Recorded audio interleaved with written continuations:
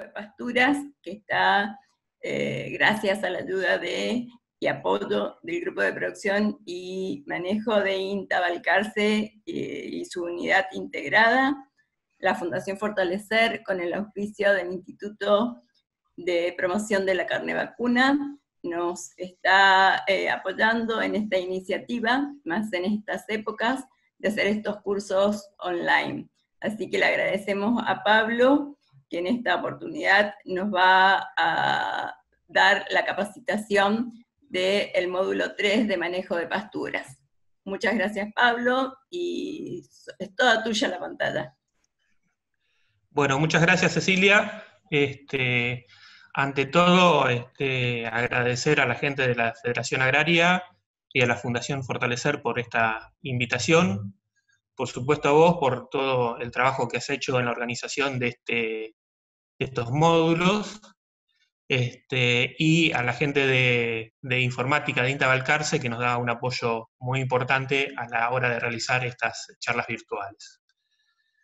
Como no sé si todos participaron, pero hubo antes dos módulos. El módulo 1 que lo dio Alejandra Marino, que habló de fertilización de pasturas. El módulo 2 que dio Germán Verone, acerca de manejo del pastoreo. Y este módulo 3 que vamos a hablar de la importancia del agua y la ambientación en pasturas. Quiero aclarar que muchas de las cosas que vamos a hablar en esta hora y media, 2 horas, siempre se refieren a lo que es la región centro-sur de la provincia de Buenos Aires, o sea, las características edafoclimáticas de esta región. Haciendo esa salvedad, iniciamos. Vamos a hacer un pequeño raconto de lo que es un balance de agua. Vamos a hablar de cómo el agua influye en siembra, fertilización y producción de forraje. ¿Qué experiencias en delimitación a nivel experimental hemos hecho en delimitación de ambientes? ¿Qué herramientas puede utilizar el productor agropecuario para delimitar esos ambientes?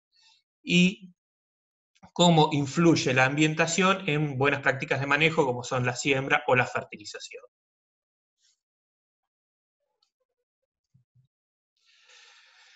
El agua juega un papel crucial en la vida de las plantas. Las plantas realizan el proceso de fotosíntesis, para ello requieren abrir sus estomas para que entre el dióxido de carbono. Pero al hacer esto, se someten o pueden sufrir una deshidratación. Para ello lo que hacen es tomar agua del suelo, transportarla hasta las hojas y en las hojas transpirarla. Por eso el 97% del agua que las plantas toman es transpirada y solamente el 3% es utilizado en otros tipos de procesos, por ejemplo, 2% en procesos de crecimiento y 1% en procesos bioquímicos. Cuando hay pequeños desequilibrios entre la absorción y pérdida de agua a la atmósfera, lo que ocurre es que hay una falta de agua. Si esta falta de agua es pronunciada y o duradera, lo que ocurre es un estrés hídrico, que lo que provoca es que altera el normal funcionamiento de las plantas, ¿sí? Y acá tenemos la respuesta de la planta frente al estrés hídrico, o sea, cuáles son los procesos que se ven afectados por esta falta de agua.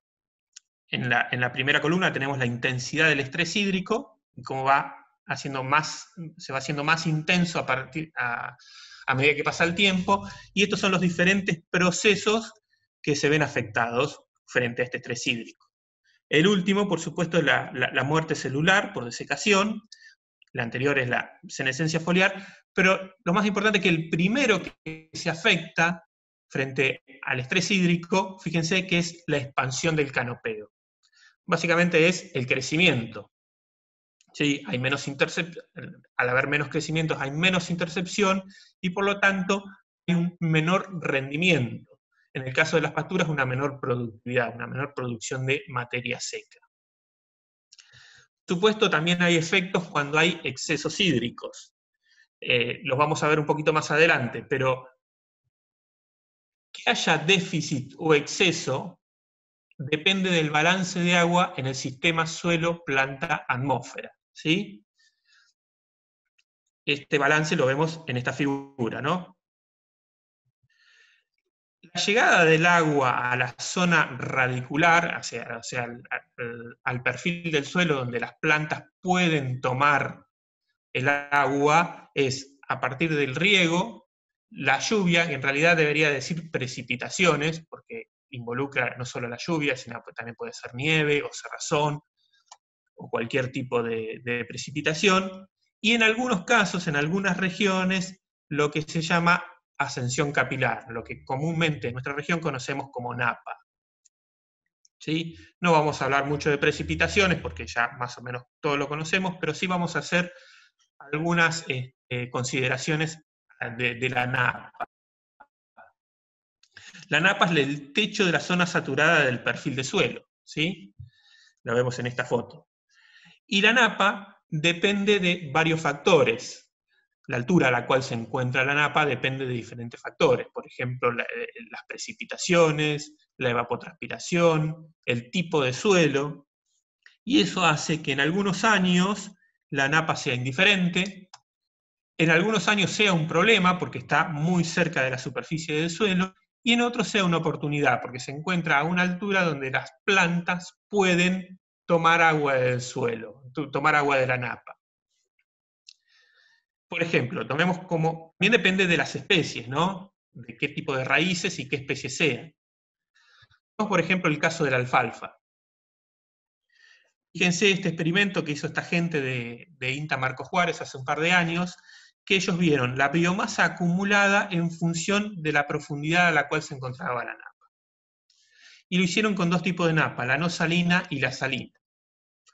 Fíjense que cuando la napa es no salina, la biomasa producida, cuando la napa está a 25 o a 75 centímetros de profundidad, es muy escasa. ¿Por qué? Porque en este caso la alfalfa no tolera excesos hídricos, por lo tanto es un problema. ¿Sí? Cuando la napa se encuentra a 125 centímetros de profundidad, debido al tipo de raíz que tiene la alfalfa, puede tomar de ese lugar agua y la napa se convierte en una oportunidad. Y a medida que la napa está a mucha más profundidad, lo que se convierte es en indiferente, ya que las raíces no llegan a esa profundidad a tomar agua.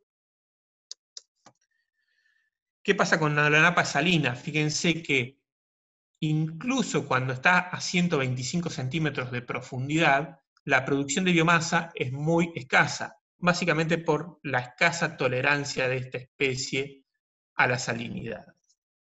Y recién cuando estamos en 225 centímetros de profundidad, las producciones de biomasa de la napa no salina y salina son similares, básicamente porque acá la napa es totalmente indiferente, independientemente de qué tipo de napa sea.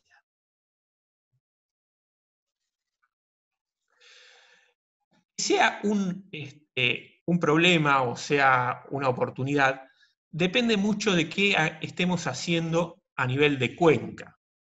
Por ejemplo, fíjense lo que pasa cuando a nivel de cuenca predominan las pasturas. La napa está mucho más profunda que cuando a nivel de cuenca predomina el monocultivo. Y cuando predomina el monocultivo, lo que tenemos es que está muchas veces muy cerca de la superficie y por lo tanto es un problema. Esto se da porque la pastura tiene mucha mayor capacidad de evapotranspirar que el monocultivo. Entonces mantiene la napa a una profundidad que es o indiferente o es una oportunidad. Ahora bien, vimos que las precipitaciones, y en algunos casos, en algunas regiones, la napa permite la llegada del agua a la zona radicular, o sea, son los aportes. La demanda de agua, o sea, el regreso del agua a la atmósfera se da a través de dos procesos, el de evaporación y el de transpiración. Juntos, si los juntamos, estamos hablando de la evapotranspiración. Si tenemos la oferta, o sea, las precipitaciones, que en general es el componente más principal, y tenemos la demanda, o sea, la evapotranspiración, lo que podemos hacer es un primer balance o acercamiento, el cual se puede obtener muy fácilmente, porque desde cualquier estación meteorológica tenemos estas dos variables, la ETP y las lluvias. Sin embargo, la disponibilidad de agua va a depender fuertemente del tipo de suelo de cada sitio particular, o sea, de la capacidad del suelo de almacenar agua, no solamente de las precipitaciones y de la ETP. Y la capacidad de almacenar agua del suelo depende de algunas variables físicas del suelo o químicas, como por ejemplo la textura, la profundidad del suelo. En nuestra región tenemos la tosca muy cerca de la superficie en algunos lugares, la presencia de horizontes BT, que son aquellos horizontes extremadamente arcillosos que impiden que el agua baje o tienen el agua tan fuertemente retenida que las plantas no lo pueden tomar, no pueden tomar el agua. O limitaciones químicas como son la presencia de sodio que se da en muchas oportunidades en los suelos de nuestra región, en los suelos ganaderos de nuestra región, ¿no? Si nosotros tenemos datos de suelo y además tenemos datos de cultivo, no quiero entrar mucho en tema, pero si tenemos los coeficientes de cultivo de lo que estamos haciendo, si es una pastura, sea un maíz, sea un trigo, podemos construir un balance como el que mostramos en esta figura, ¿no? En donde la línea bordó representa el almacenaje real en el suelo. Fíjense que si el almacenaje real está por debajo del 50% del límite mínimo, por debajo del 50% del límite máximo, la planta va a entrar en estrés hídrico. ¿Sí? Esta información muchas veces es brindada por algunas instituciones, como por ejemplo el Instituto de Clima, de Clima y Agua del INTA Castelar, brinda cada 15 días el porcentaje de agua en el suelo con respecto al máximo para toda la región pampeana. Fíjense, este es el más nuevo que hay, creo, que va de un periodo del 21 al 30 de abril de 2020. Como ven, hoy en día la disponibilidad de agua está muy cerca a capacidad de campo.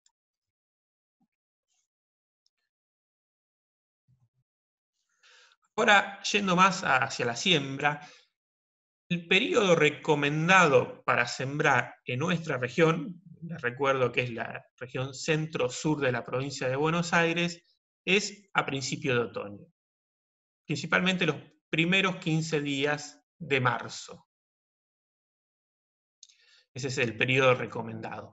¿Y por qué recomendamos sembrar en esa época? Bueno, básicamente las temperaturas y la humedad edáfica, o sea, la disponibilidad de agua, son adecuadas para la germinación de la planta, la germinación de las semillas y el crecimiento de las plantas. O sea, no hay ni excesos hídricos, generalmente, por supuesto, ni excesos ni déficit hídricos. O sea,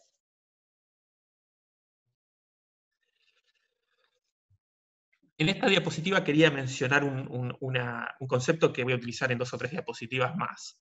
Lo que hacen las plantas, las especies forrajeras y todas las plantas, es sensar la temperatura ambiente.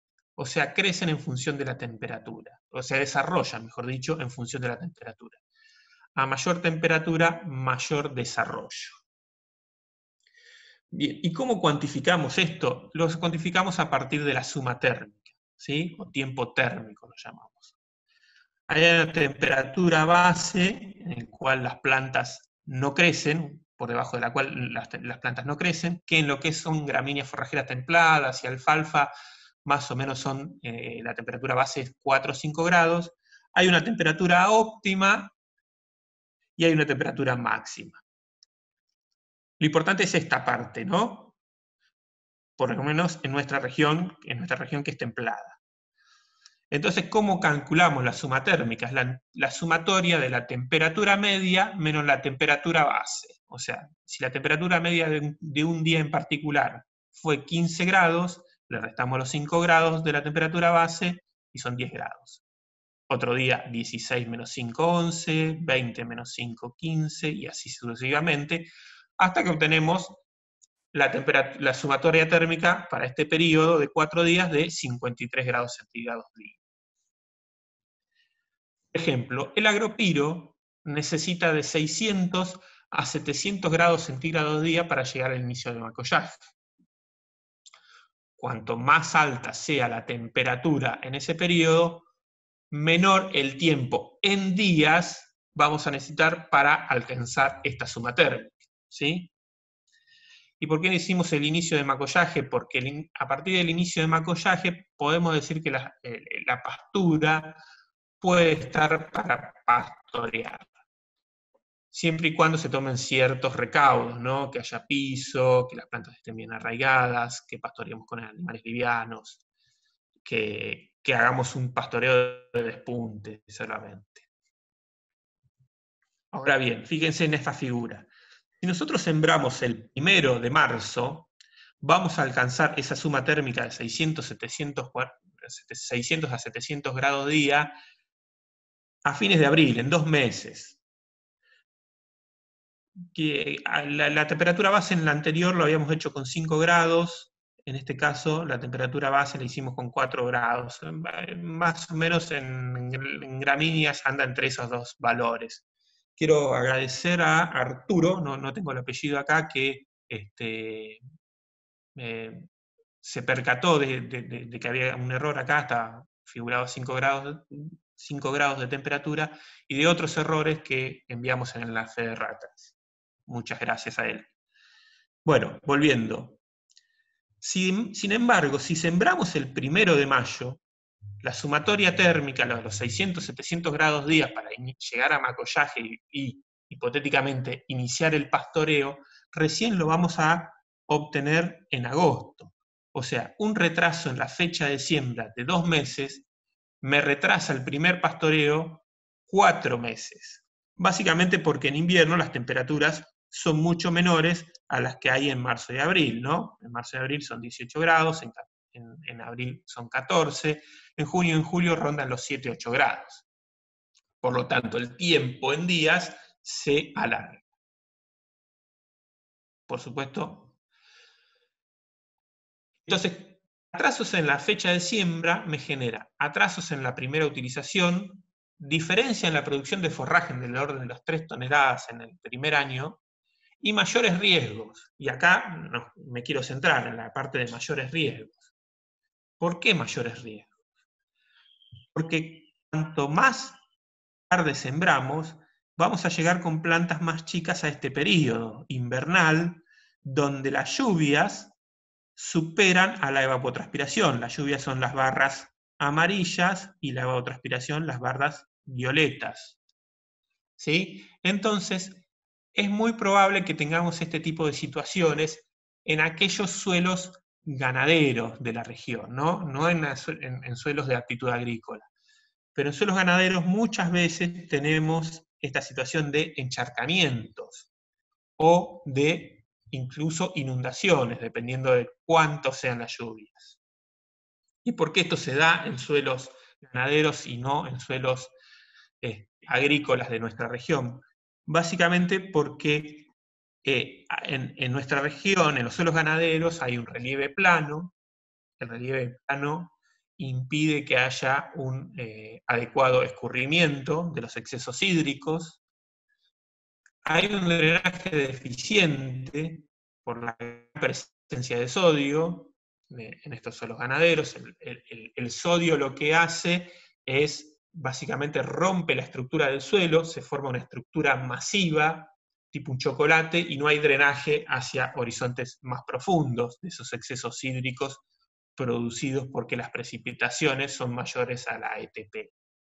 También la presencia del horizonte BT, horizonte, como dijimos anteriormente, extremadamente arcillosos, que también impiden el eficiente drenaje de los excesos. Nos vamos hacia el oeste, la provincia de Buenos Aires, en Villegas,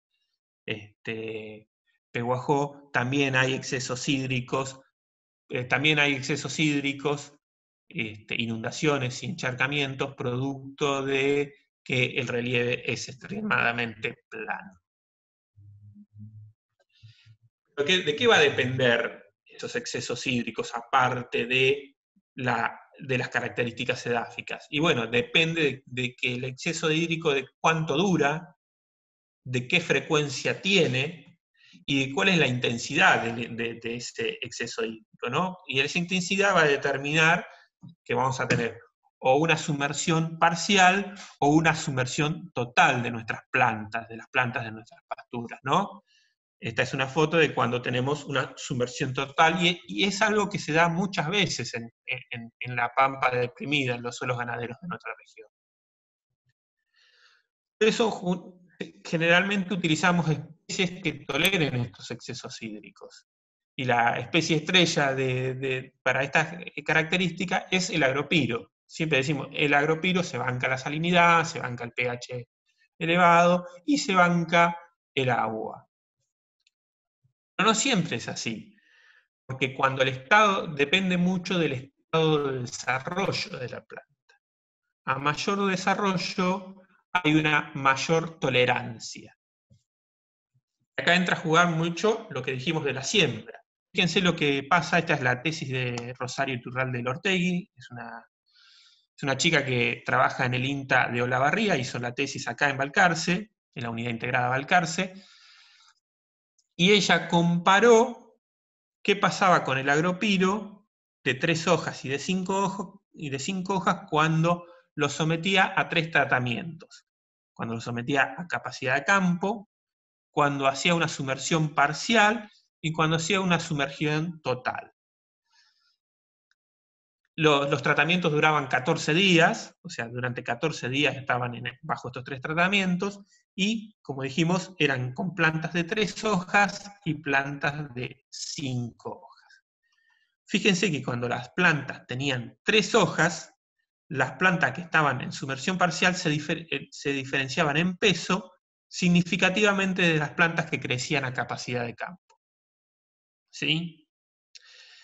Y las plantas que estuvieron 14 días bajo sumersión total prácticamente desaparecían, morían casi todas. En cambio, cuando las plantas tenían 5 hojas, las que estaban sometidas a una sumersión parcial durante 14 días no tenían diferencias significativas en el peso con aquellas que habían estado creciendo a capacidad de campo. Y las que habían sido sometidas a una sumersión total, muchas de ellas sobrevivían. Por lo tanto, plantas de agropiro de 3 hojas son mucho más susceptibles que plantas de 5 hojas a la inundación, a los excesos hídricos, ¿sí? Y por eso es tan importante sembrar en época, porque si no sembramos en época, si no sembramos en esa primera quincena de marzo, vamos a llegar al invierno con plantas extremadamente chicas, y por lo tanto el stand de plantas de la pastura recién sembrada va a disminuir en gran medida, en una gran cantidad, y vamos a afectar severamente a esa pastura. Rosario, yo creo que les mandé algunos trabajos de Rosario. Ella midió muchas otras cosas, no solo midió el tamaño de las hojas, midió el largo de las hojas, midió la presencia de arénquima, la presencia de hidratos de carbono, porque su idea no era solamente ver si las plantas eran más o menos susceptibles, sino explicar cuáles eran los mecanismos que explicaban esa mayor tolerancia. Y si quieren también, si googlean Iturralde del Ortegui, también creo que está su tesis completa en internet, es muy interesante, ha sido un trabajo muy valioso que ha generado Rosario. Entonces, una siembra en la época correcta permite aumentar la producción en el primer año de implantación, amortizar la pastura en el primer año, es muy importante, es muy costoso realizar una pastura, pero lo que hace al agua permite una adecuada cobertura, permite tener esta imagen. Si sembramos tarde, es muy probable que tengamos esta situación, que perdamos plantas, y que ese espacio sea ocupado por malezas o otras especies. Por lo tanto, se reduce la intercepción de nuestra pastura y por lo tanto el crecimiento, la producción. Y además vamos a afectar la persistencia de la pastura. Al tener esta situación, nuestra pastura va a durar mucho menos tiempo que en la situación de la figura de la izquierda. ¿Sí? Esta figura, lo que vemos son diferentes curvas, es la tasa de crecimiento de forraje, o sea, el crecimiento en función de la época del año, ¿no? Perdón. Fíjense, estos son datos modelados, pero son datos reales, son datos con datos de temperatura y humedad reales, y son 30 años de producción, son 30 años de producción, ¿no? Cada curva representa un año. Fíjense lo que pasa en invierno, las tasas de crecimiento, el crecimiento es muy bajo.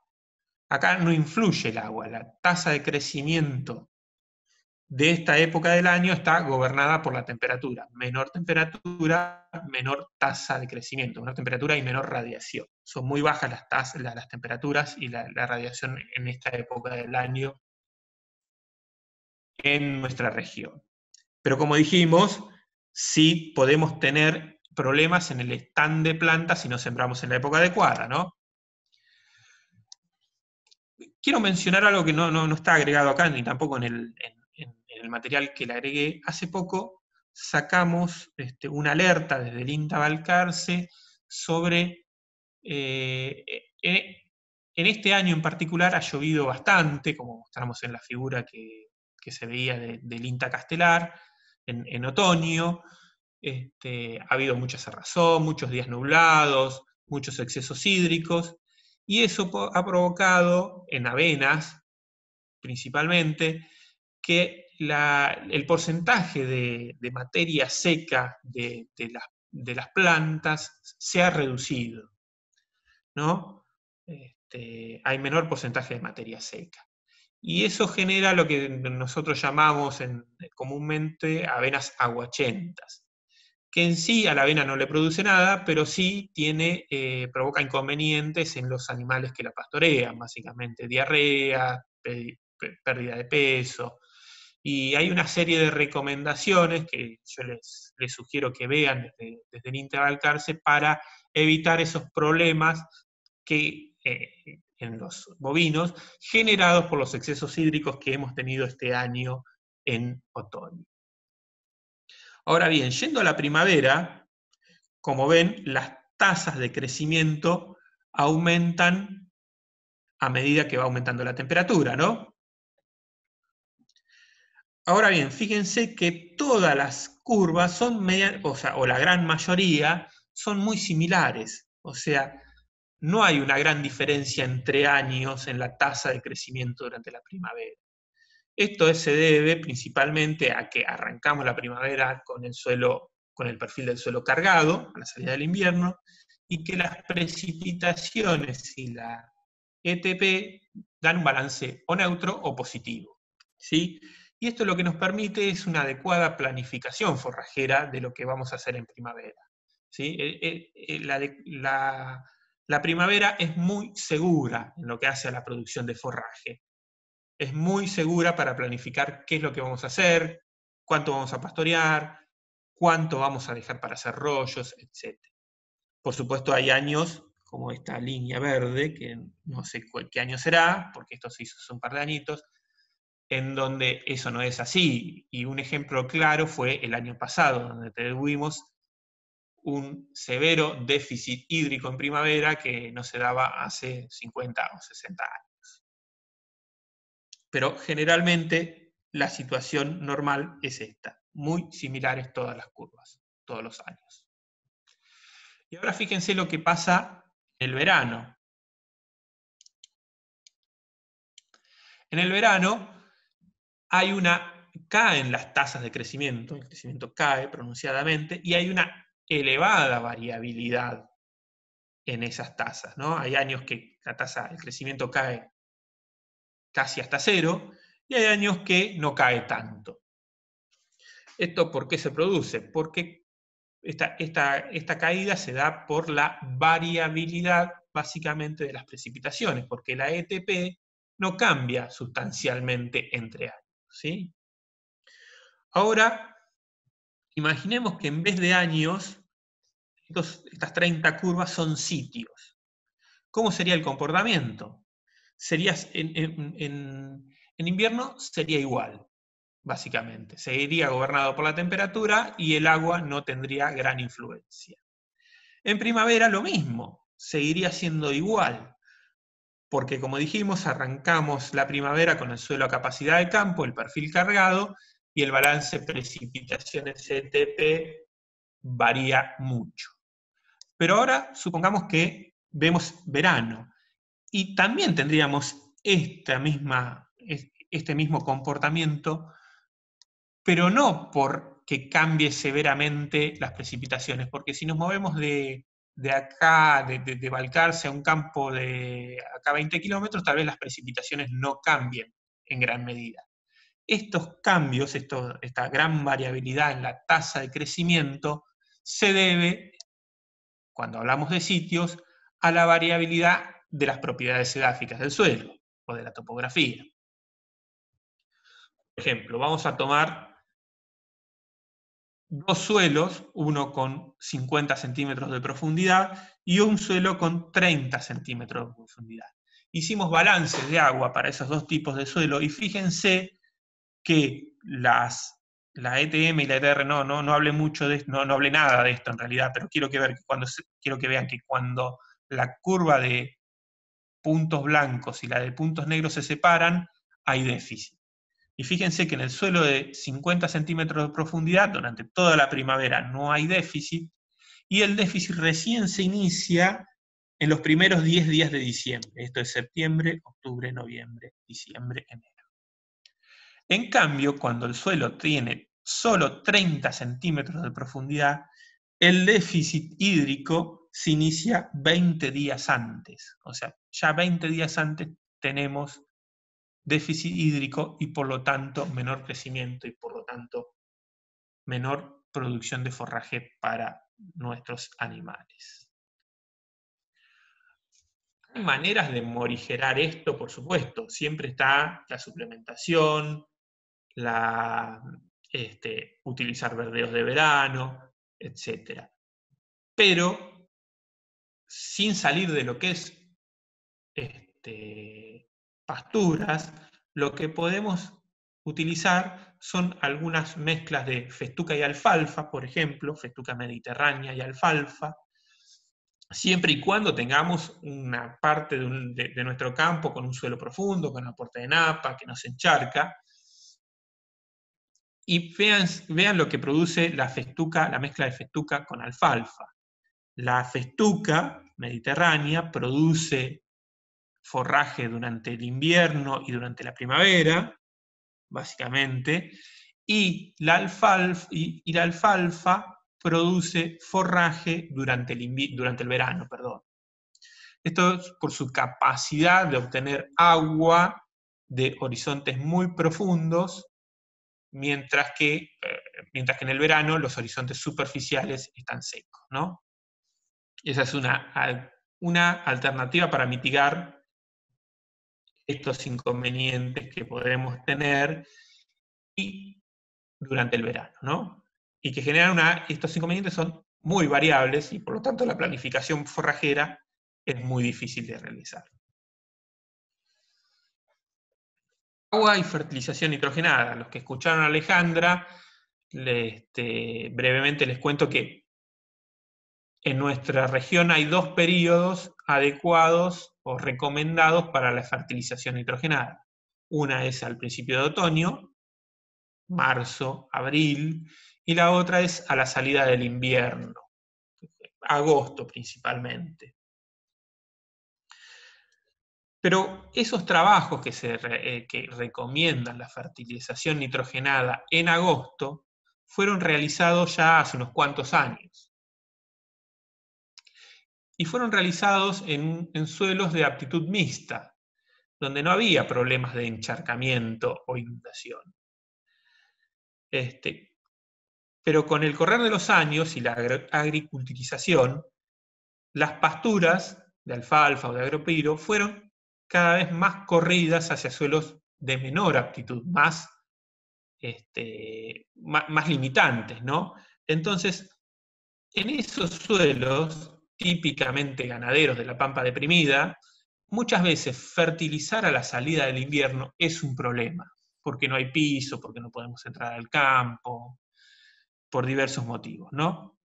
Entonces, hay algunas alternativas. Por ejemplo, fertilizar a fines del otoño, ¿sí?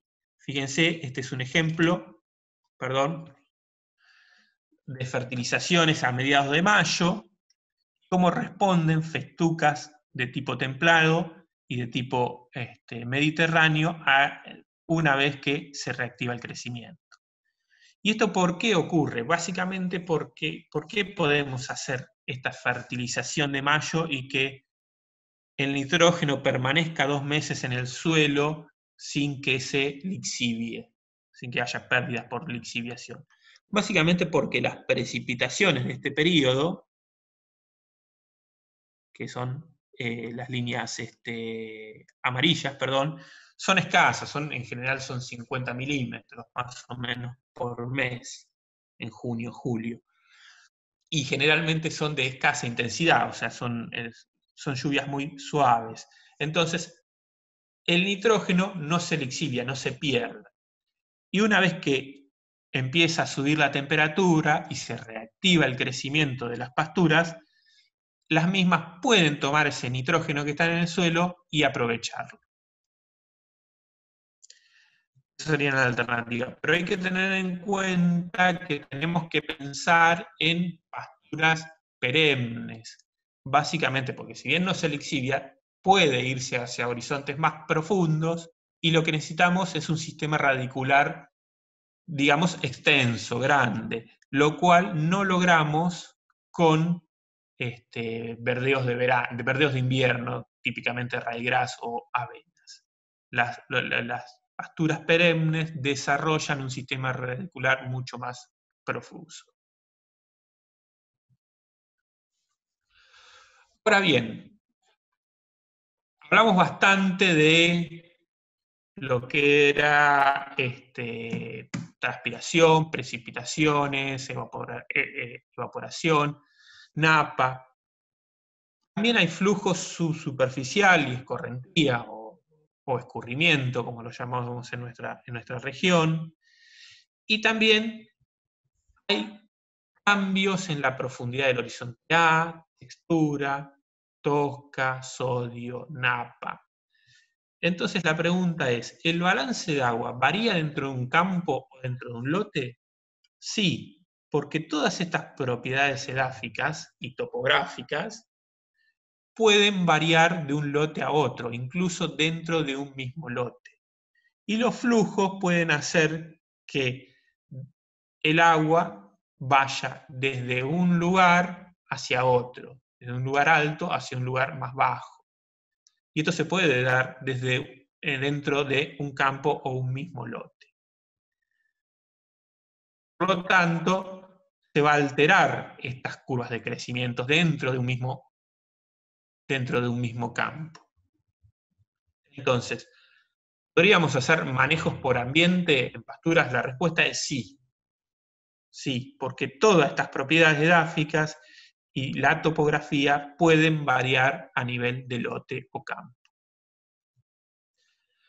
La pregunta es, ¿qué tan heterogéneos son los lotes ganaderos de nuestra región? Bueno, la verdad es que son muy heterogéneos. Son, como decimos en nuestra región, son muy overos, como lo vemos en la fotito. Hay una altísima variabilidad. Tan alta es la variabilidad que requeriría que hacer un manejo sitio específico de los lotes. La realidad es que eso es intentar correr antes de aprender a caminar, es muy difícil de realizar, ¿no? Estamos años luz de lo que se hace en agricultura de precisión. Entonces, una alternativa es empezar a hacer manejo por ambientes, que es una simplificación del manejo sitio específico. Es delimitar zonas, las llamamos zonas de manejo, que tienen potenciales de producción diferentes. ¿Sí?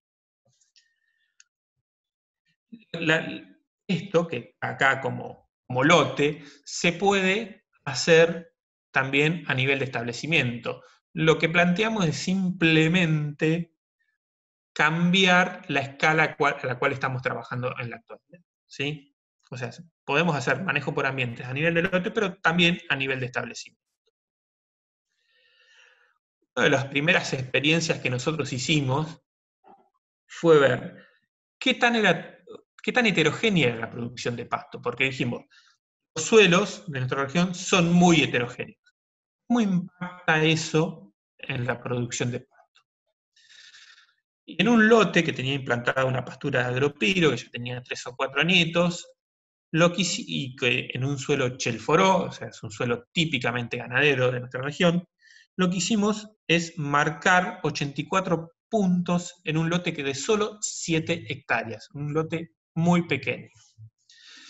Y lo que hacíamos era corte de emparejamiento para que cada uno de estos 84 puntos tuvieran la biomasa inicial, o sea, arrancaran desde el mismo punto, y le aplicábamos a cada punto o área nitrógeno y fósforo sin limitante, no en gran cantidad, para que cada punto expresara su potencial de producción. Y después hacíamos cortes, los hacíamos en primavera. Y fíjense lo que pasaba cuando, cuando llevábamos estos datos a la computadora. Hacíamos un análisis geoestadístico y veíamos que dentro de este lote muy pequeño, apenas 7 hectáreas, había una zona donde en primavera se producían 4.500 kilogramos por hectárea. Había otra zona donde se producía 3.500 y una tercera donde la producción era la mitad del potencial. ¿Esto qué quiere decir? Que sí, que son extremadamente heterogéneos en la producción de pasto. Y esto es muy importante a la hora de, por ejemplo, utilizar insumos, ¿sí? Porque puede ser que en algunos, por ejemplo, en algún sector del lote agreguemos insumos que no son necesarios y en otros lugares nos quedemos cortos con la aplicación de insumos, ¿sí? Determina esta enorme variabilidad espacial que detectamos o que se ve habitualmente en los suelos en la producción de pasto? Bueno, lo determinan factores temporales y factores permanentes, principalmente.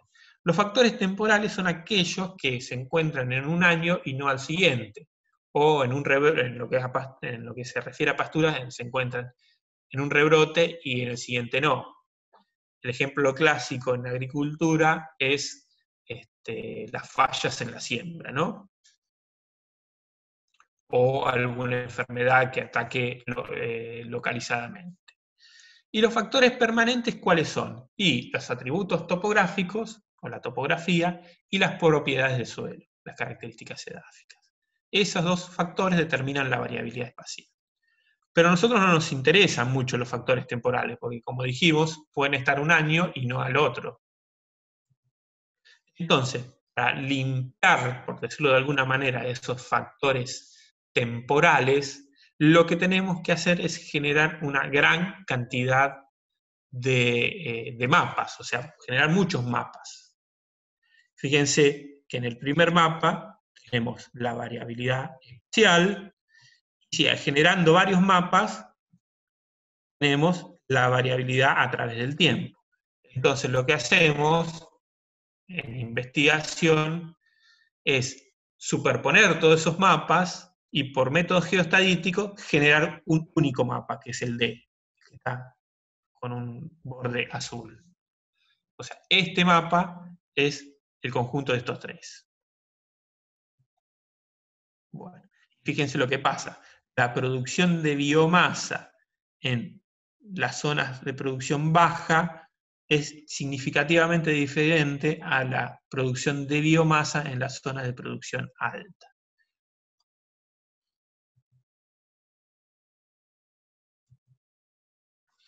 En este caso, esta variabilidad espacial fue determinada por estos factores permanentes, por el pH y el porcentaje de arena. ¿Por qué? ¿Qué hicimos nosotros? Aparte de medir la producción de forraje, lo medíamos en 40 y pico de lugares, en un lote de 5 hectáreas, medimos las propiedades del suelo.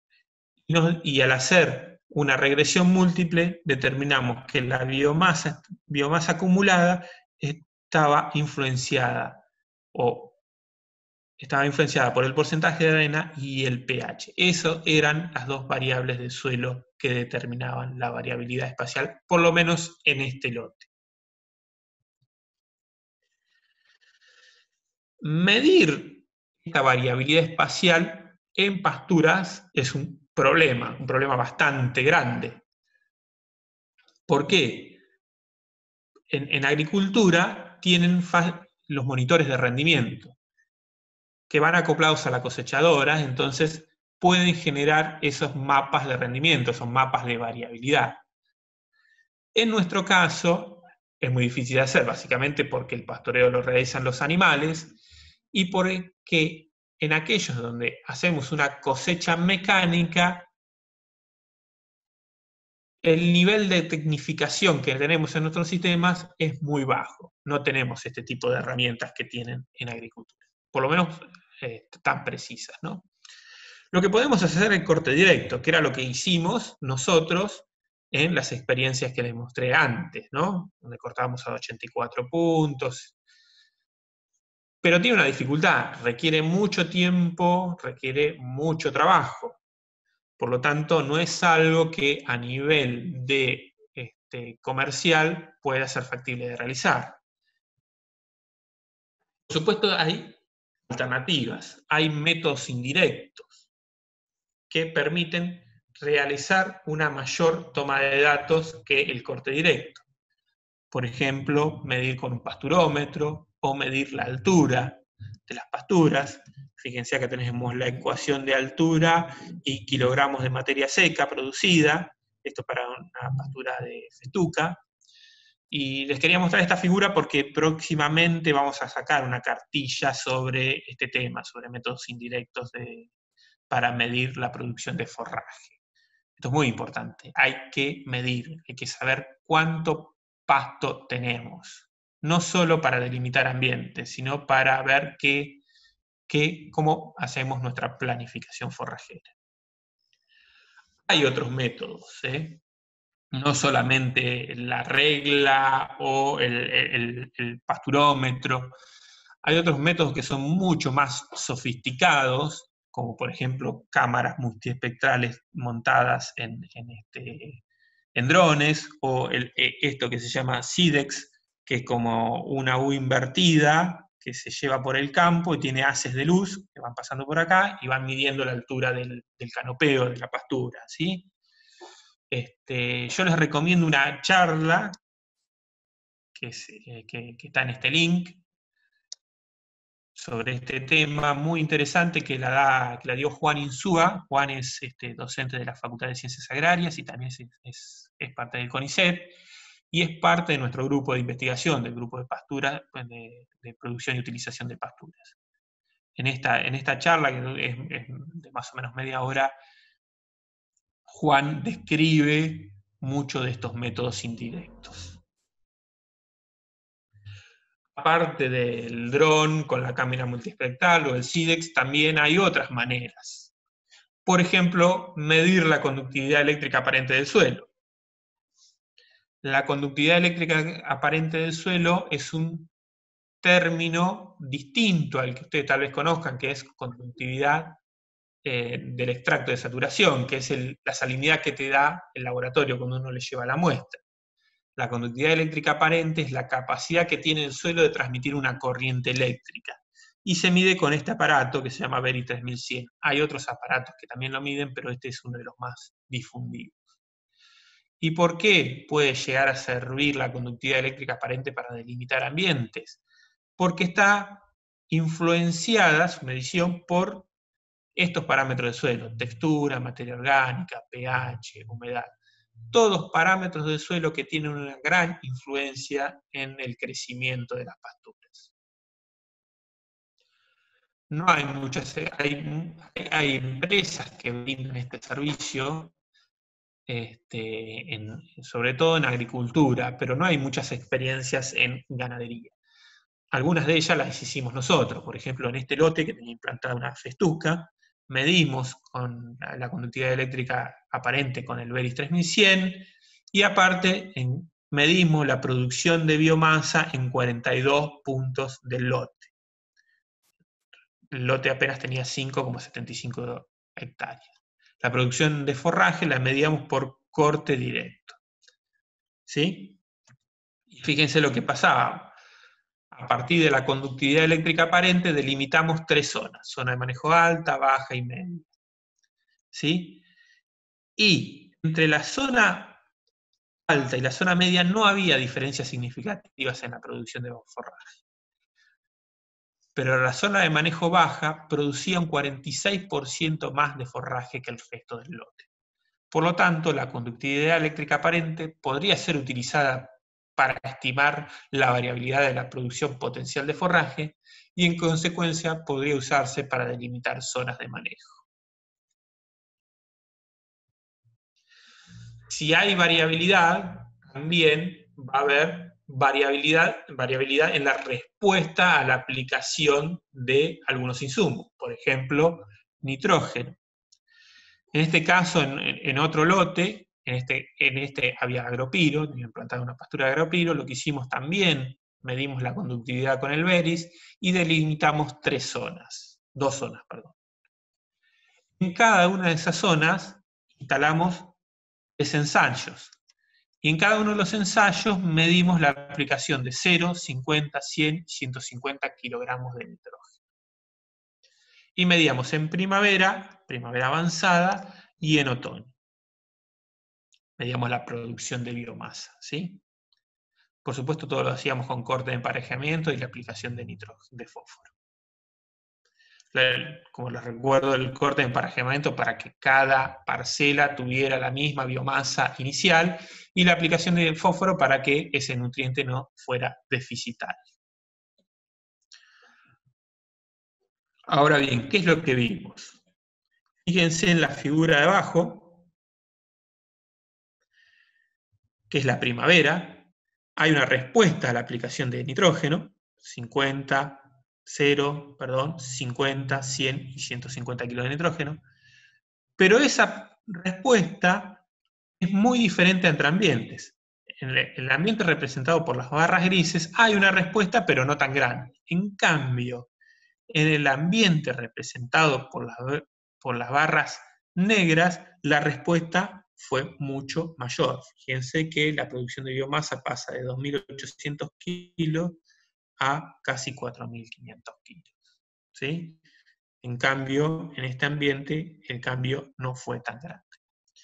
¿Y esto a qué se debió? Si en los dos ambientes la dosis de nitrógeno y fósforo fue la misma, ¿qué había de diferente entre ellos? Básicamente, el agua. O sea, el agua almacenada en el perfil del suelo. ¿Sí? Eso lo medimos, pero no lo tengo acá presentado en la diapositiva. Y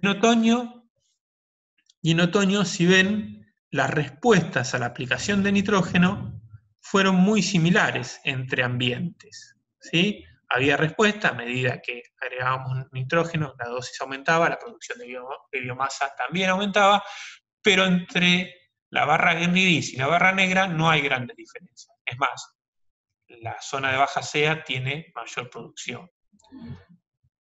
Perdón. ¿Esto a qué se debió? Bueno, básicamente se debió a que en otoño no hubo déficit hídrico. La disponibilidad de agua era elevada. Por lo tanto, al ser elevada la disponibilidad de agua, no había diferencia entre sitios o entre ambientes. ¿sí? Dijimos que la producción de forraje tiene alta variabilidad y esa variabilidad depende de propiedades de suelo, pero también de la topografía. Entonces, otro de los experimentos que hicimos fue medir la producción de agropiro alargado en función de la disponibilidad de nitrógeno y la posición topográfica. ¿Qué hicimos? Pusimos 7 ensayos en diferentes posiciones topográficas, a diferente altimetría. Y medíamos 2 dosis de nitrógeno en cada experimento, 0 y 300 kilogramos de nitrógeno por hectárea. No se asusten, o sea, no quiero que se asusten con estos valores, que son casi 600 kilos de urea. Aplicamos mucho nitrógeno con la idea de que cada punto, cada experimento expresara su potencial. Tal vez su potencial se lograba con 100 kilos de N, pero la idea era asegurarnos de que expresaran su potencial. Y medimos la acumulación de biomasa en 35 días. Por supuesto, corte de emparejamiento y fósforo no limitante son 2 condiciones esenciales para hacer este tipo de experimentos. Acá tenemos el modelo de elevación digital y dónde estaban los 7 experimentos. Y lo que vimos, que a medida que la altitud era mayor, la producción de forraje disminuía, ¿sí?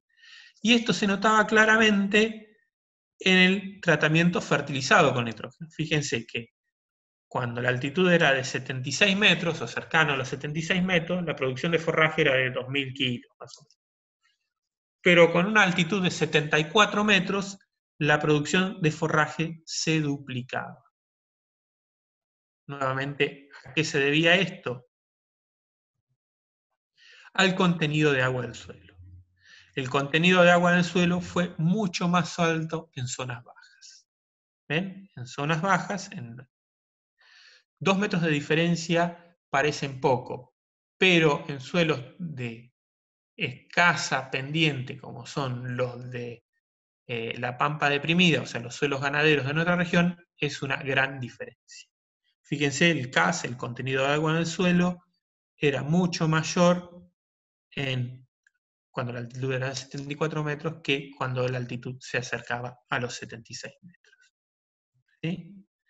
Y así se generaban 2 ambientes, un ambiente A y un ambiente B, donde la producción de forraje, cuando aplicábamos nitrógeno en el ambiente A, crecía notoriamente. Estas son fotos de los 2 experimentos. Este es en el ambiente de mayor altitud. Fíjense, la producción de forraje con nitrógeno y sin nitrógeno muy escasa, y en las zonas más bajas del lote. Con nitrógeno y sin nitrógeno se nota claramente la diferencia. Incluso esta parte del lote era claramente un bajo, era un bajo dulce. Incluso no sé si se alcanza a ver en la foto, hay un poquito de otras especies típicas de los bajos dulces. ¿Sí? Hay un poquito de ryegrass. Los subambientes, esta es una conclusión parcial, los subambientes o zona de manejo son más fáciles de observar con el agregado de nutrientes. O sea, cuando no agregamos nitrógeno, fíjense en esta figura, estos subambientes o diferencias entre ambientes no eran tan fáciles de detectar. O sea, hay que darle comida a las pasturas para que se expresen las diferencias entre ambientes. Entonces dijimos, los suelos son tan heterogéneos que requerirían un manejo sitio específico. Con alguna de las herramientas que vimos anteriormente podríamos hacer un manejo por ambientes. Pero esto realmente también sigue siendo complicado en nuestros sistemas pastoriles. Entonces lo que nosotros tenemos que apuntar es a esta figura, que es en día una simplificación de la figura de manejo por ambientes. ¿Sí? Esto nos va a permitir aplicar de manera mucho más sencilla prácticas como fertilización, pastoreo, etc. porque para hacer lo que esta figura de manejo por ambientes necesitamos fertilizadoras de dosis variable y ese tipo de cosas que aún no disponemos en nuestro sistema. Incluso varias de las herramientas que les mostré anteriormente no son fácilmente disponibles para los productores, o por lo menos aún no están disponibles. Entonces, generar este tipo de mapa, que como dijimos puede generarse a nivel de lote o de establecimiento, puede realizarse mediante algún tipo de herramientas, que son, sí, sí están más disponibles para los productores. Estuve viendo algunas de sus preguntas, no sé si las respondemos todas me parece que las intentamos responder o verlas entre todos al final de la presentación, ¿no? Vamos a ver algunas para ir adelantando. ¿Qué recaudos tendrías para evitar golpes de calor en siembras de mediados de febrero para centro de la provincia de Buenos Aires? Bueno, yo te recomendaría sembrar un poquito más en marzo, para asegurarnos de que no tengas esos problemas de temperatura. ¿Sí?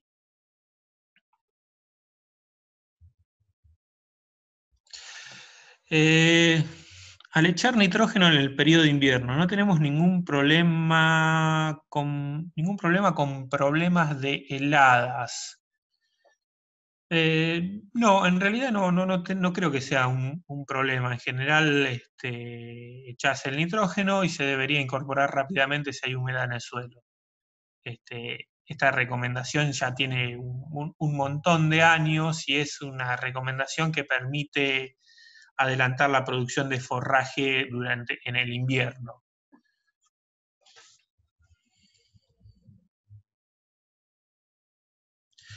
Hola Pablo, cuando decís que hay que llegar al macollaje para el primer pastoreo, a nivel práctico, la planta empieza a macollar cuando estira las primeras cantidad máxima de hojas que mantiene vivas. Esa especie al mismo tiempo. No entiendo bien lo que dice, pero vamos a intentar decirlo. La pregunta era en privado, así que pero vamos a contestarla. Cuando la planta de agropiro o de festuca llega a macollaje, tiene aproximadamente 3 hojas. Y como decís vos, es el máximo de hojas que puede sostener una planta. Salvo en el periodo de implantación donde sí puede llegar a tener 5 hojas. Después cuando la pastura está establecida, estas especies no sostienen más de 2 hojas y media a 3 hojas. ¿Sí? Cuando decimos pastorear al inicio de macollaje con 3 hojas, esto hay que hacerlo con muchísimo cuidado. Piensen en plantas extremadamente pequeñas que pueden sufrir un descalzamiento o pérdida de plantas, básicamente. Si no las pastoreamos de manera liviana, con alemanes livianos, y haciendo un pequeño despunte y con buen piso, como les mencioné. Si no estamos muy seguros de hacer esta práctica y le tenemos miedo y que vamos a perder plantas, es preferible esperar un poco más a que, por ejemplo, la planta tenga 5 hojitas. Insisto, creo que la pregunta iba que la cantidad máxima de hojas que mantiene vivas. En el periodo de implantación, estas especies pueden mantener una mayor cantidad de hojas. Después, con la pastura establecida, sí es como dice Federico, solamente puede mantener de 2 a 3 hojas vivas. ¿Qué programa recomienda para la medición de forraje vía satélite? Bueno, ahora en la segunda parte lo vamos a ver.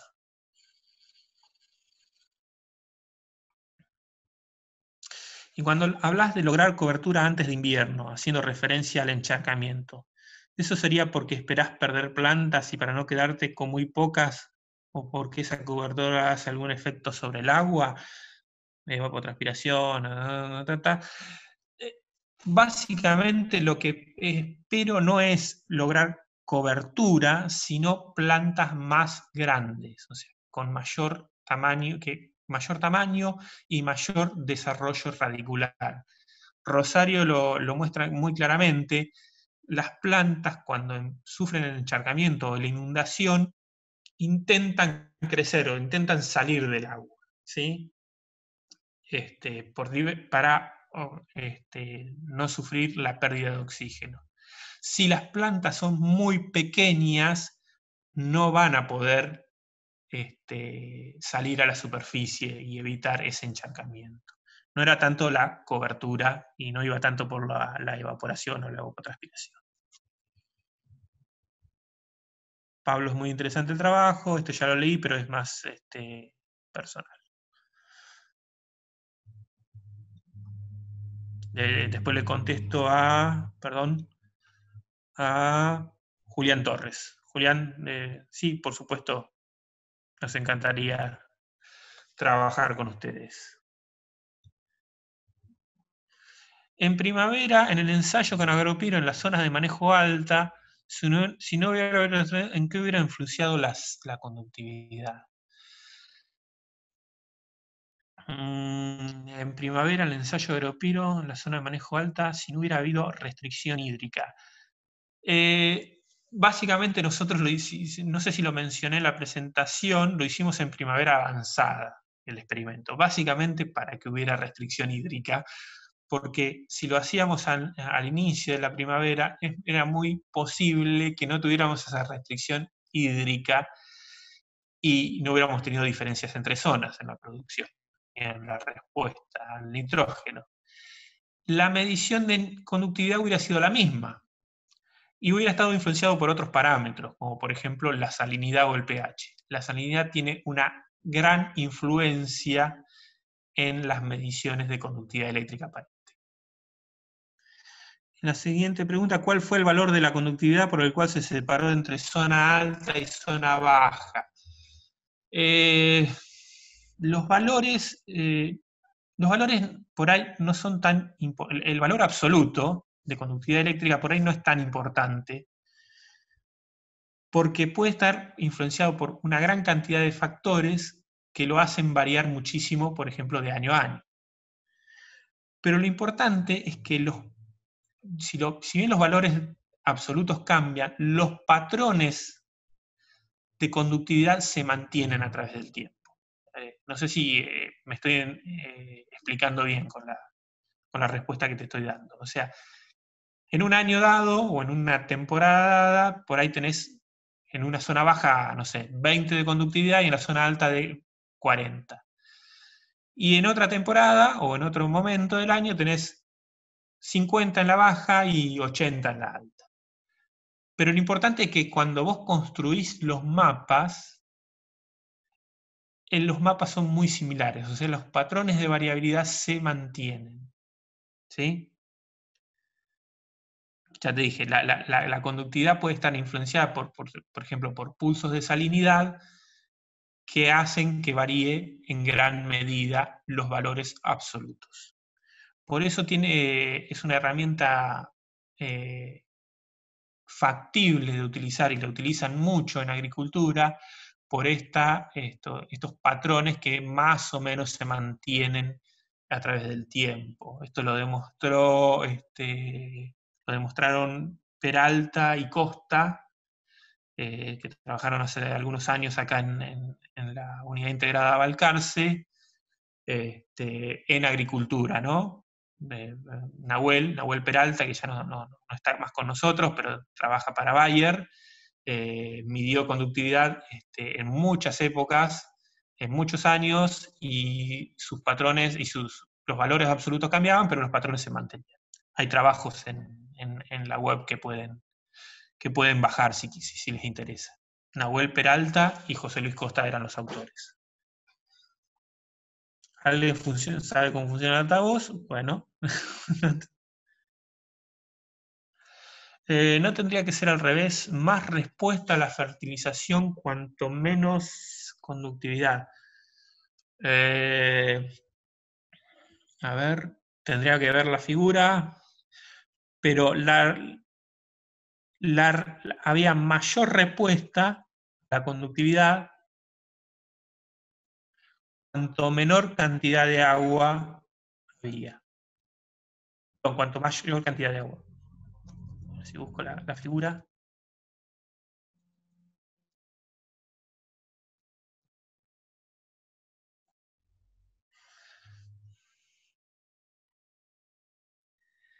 La mayor respuesta en el ambiente de las barras negras, que era el de la zona alta de conductividad, estaba dada porque en la zona alta había mayor contenido de humedad, ¿sí? Entonces, ese mayor contenido de humedad era el que determinaba la mayor conductividad eléctrica aparente. O sea, como dijimos, aparte de medir la conductividad, hay que medir propiedades del suelo, hay que hacer un muestreo del suelo, para determinar cuál es la propiedad del suelo que está determinando que haya alta o baja conductividad en el suelo, ¿sí?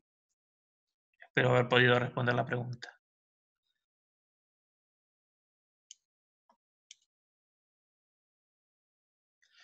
Festuca, ¿cómo se comporta frente al anegamiento? No tolera tanto encharcamiento como el agropiro. Festuca, voy a decir la pregunta porque no la están viendo seguramente. Festuca, ¿cómo se comporta el anegamiento comparado con el agropiro? No tolera tantos anegamientos como el agropiro. Es más una especie para media loma. No entiendo la influencia del sodio en el anegamiento. El sodio, no sé si lo dije, tal vez sí. El sodio lo que hace, se pega a las arcillas. Voy a perdón, leo la pregunta. No entiendo la influencia del sodio en el encharcamiento. ¿Se debe a que es osmóticamente activo?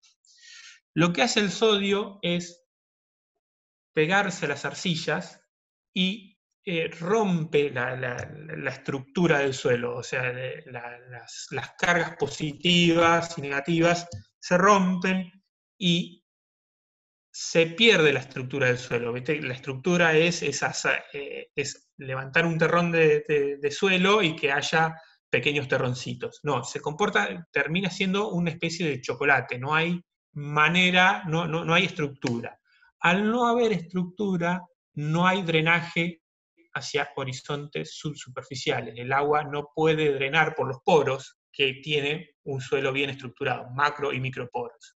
¿Sí? Espero que se haya entendido la respuesta.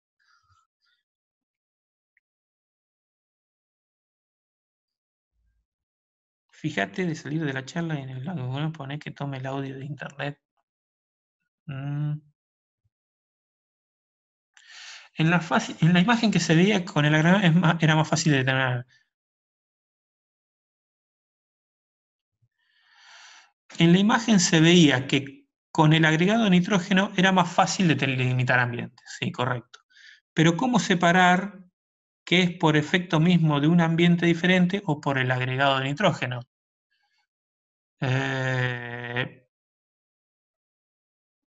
Básicamente, no termino de comprender la pregunta, pero vamos a ver si puedo ver la figura. En la imagen se veía que con el agregado de nitrógeno era más fácil delimitar ambientes.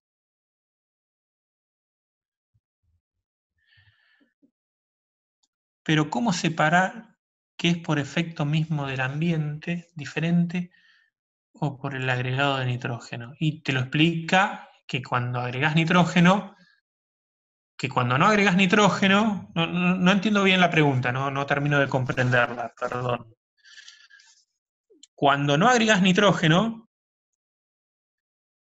los ambientes,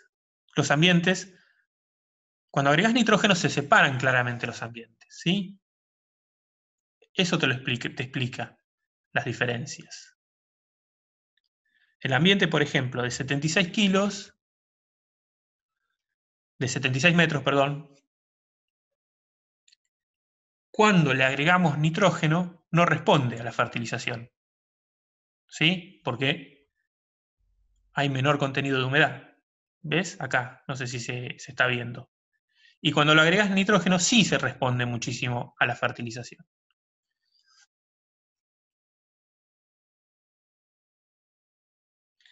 Hola Pablo, soy de La Pampa, acá los suelos son bastante duros y con la tosca muy cerca y las lluvias son muy variables. ¿Qué manejo de nitrógeno recomienda? Rodrigo, no tengo ni idea. Si tenés la tosca muy cerca, lo que vas a tener es muchísima menos disponibilidad de agua.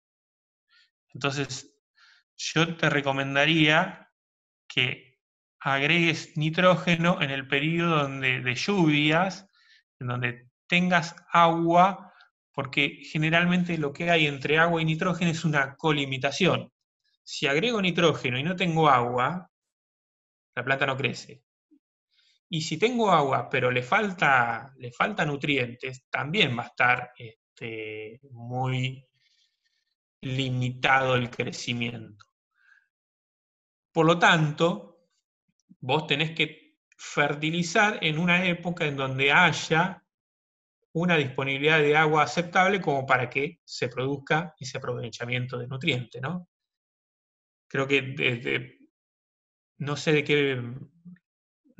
qué el lugar de La Pampa sos vos, pero hay muchos técnicos en lo que es eh, Intanguil que seguramente te pueden dar una mano muy importante con esto. Bueno, seguimos, después vemos las otras preguntas, seguimos después con la de Daniel Eduardo, ¿sí? Seguimos con la presentación.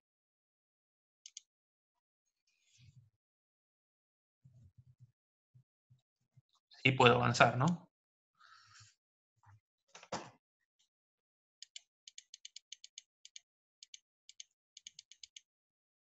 Bueno, dijimos que nos tenemos que valer de ciertas herramientas que son fácilmente disponibles para llegar a este tipo de delimitaciones, ¿no? Que pueden ser a nivel lote o a nivel establecimiento. ¿Qué herramientas tenemos para delimitar? Bueno, la primera y tal vez la más importante, ustedes tal vez pensaban que yo le iba a dar las soluciones mágicas, y no es así, es la experiencia del productor o del encargado. Es la experiencia de la persona que toma decisiones día a día en el campo y que hace 10, 15, 20 años que está en el campo. Nadie conoce los lotes mejor que esta persona, ¿eh?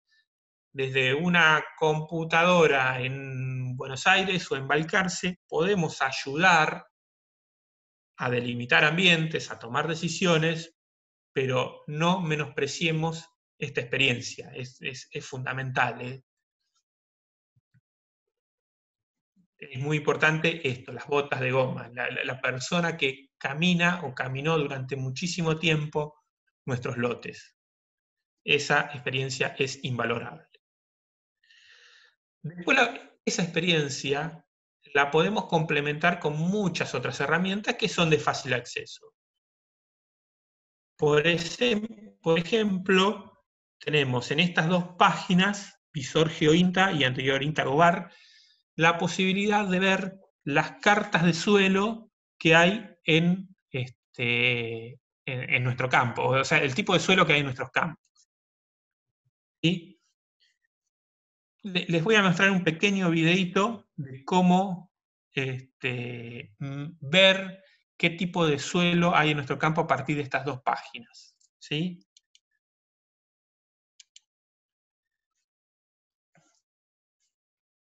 Fíjense, marco el Google híbrido porque básicamente me gusta ver cuáles son caminos y ese tipo de cosas para encontrar más fácil en mi campo. El menú marco proyectos, ¿sí? Y dentro del proyecto busco lo que es suelos de la provincia de Buenos Aires 1 en 50.000. Estos fotomosaicos de suelo están para casi toda la provincia de Buenos Aires, ¿sí? Por lo 1 en 50.000. Después para otras provincias hay con otra resolución, ¿no? Menores resoluciones.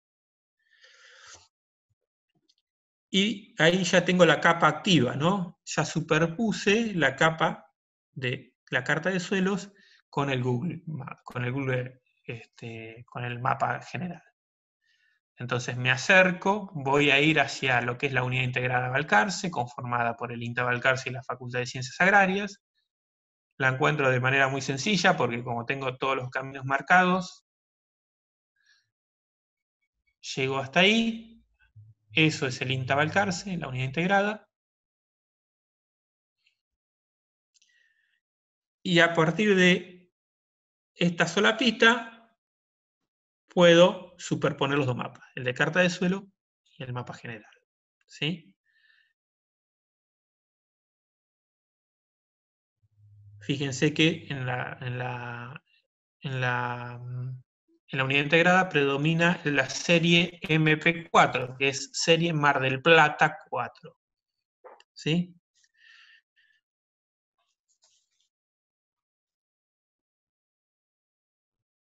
Entonces lo que hago es ir a la otra página,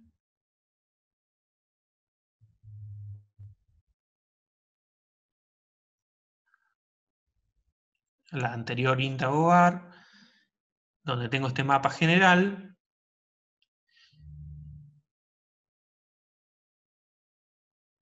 y donde tengo abajo las diferentes series de suelo. Como dijimos, era una serie Mar del Plata. ¿Sí? Entonces busco serie Mar del Plata. Acá en el video se nota que no me sé muy bien el abecedario porque no podía encontrar Mar del Plata.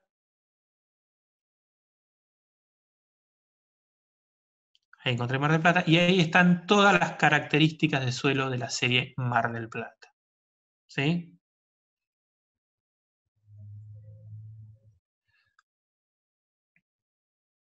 Pero como dijimos era MP4, o sea, era una asociación de suelos. Entonces lo que tengo que hacer es ir al mapa general, buscar el mosaico donde se encuentra el INTA Balcarce, darle clic, es ese mosaico, y dentro de lo que es unidades,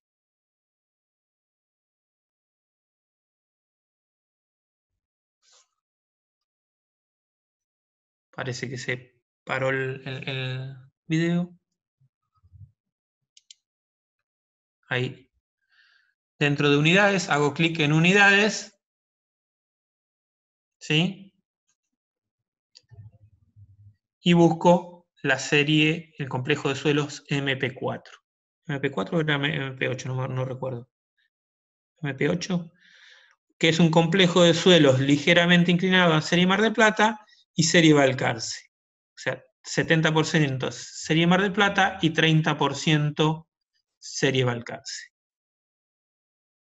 Era MP4, perdón. Era una asociación serie Mar del Plata 70% y Balcarce 30%.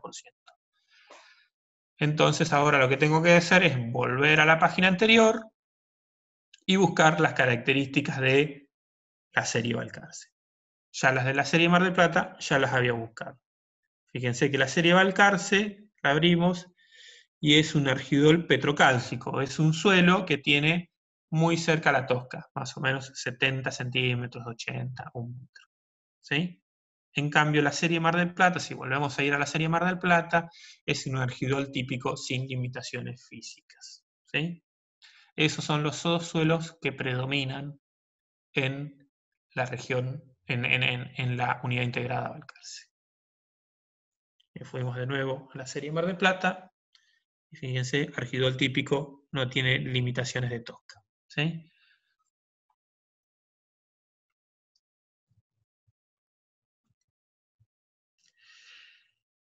En el mismo visor se encuentran los mapas de riesgo hídrico, son mapas que hizo Pablo Vázquez hace algunos años.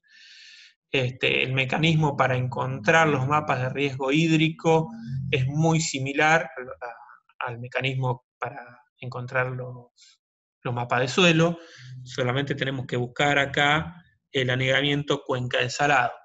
Esto, por supuesto, no está para toda la provincia de Buenos Aires, solamente está para aquellos partidos que componen la Pampa deprimida. ¿Sí? supuesto, hay otras herramientas que podemos utilizar para complementar la información y delimitar ambientes. Por ejemplo, medir la profundidad de suelo. Si tenemos simplemente un pinche y un GPS o un teléfono, podemos hacer un mapa de profundidad de suelo, sobre todo si estamos por ejemplo, en la Barría o en la Madrid, donde tenemos la tosca muy cerca de la superficie. No nos tenemos que olvidar de los muestreos de suelo, creo que esto es fundamental. Hay gente que nunca hizo un muestreo de suelo de sus lotes. Esto nos va a decir qué pH tenemos, qué conductividad eléctrica tenemos, cuál es el porcentaje de sodio intercambiable de nuestros suelos, y nos va a permitir delimitar ambientes o complementar, o va a ser información complementaria para delimitar ambientes. Podemos construir modelos de elevación digital, ya hay empresas que brindan este servicio, esto es un poquito más complejo, pero también ayuda a la delimitación de ambientes. Hay un montón de aplicaciones, de esto ustedes tal vez sepan más que yo, porque aparecen constantemente. Lo importante es saber cuál sirve y cuál no, cuál me brinda una información que me va a permitir delimitar ambientes o ver la variabilidad que tenemos en nuestro suelo, ¿sí? Fíjense, una de esas aplicaciones se llama Canopeo, está desarrollada por la Universidad de Minnesota y permite ver cuál es la cobertura del suelo, incluso guardar los datos georreferenciados. Esto nos permite ver cuál es la cobertura y delimitar ambientes a partir de ella, ¿sí?